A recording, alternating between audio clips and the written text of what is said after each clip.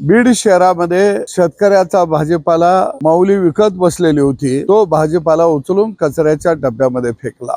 ज्यांनी फेकला त्यांना मला सवाल विचारायचा आहे, सायंकाळी काही तुम्ही शेण आणि जनावराचा गोमूत्र कालवून खाणार आहे का?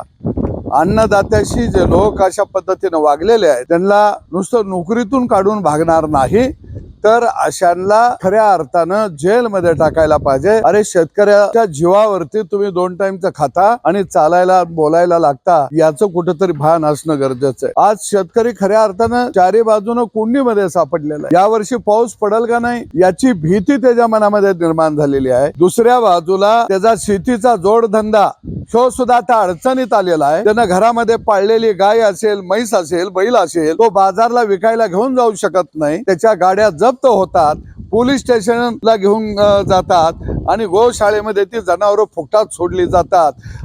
खऱ्या अर्थानं जनावरांचे बाजार सुद्धा आठवड्याचे आता बंद पडलेले आहेत। एक तर शेतकऱ्याला या देशातनं आपल्याला हकलायचं आहे का, त्याला संपवायचं आहे का, याचं धोरण कुठंतरी आता सरकारनं सुद्धा तयार करणं गरजेचं आहे असं मला वाटतं।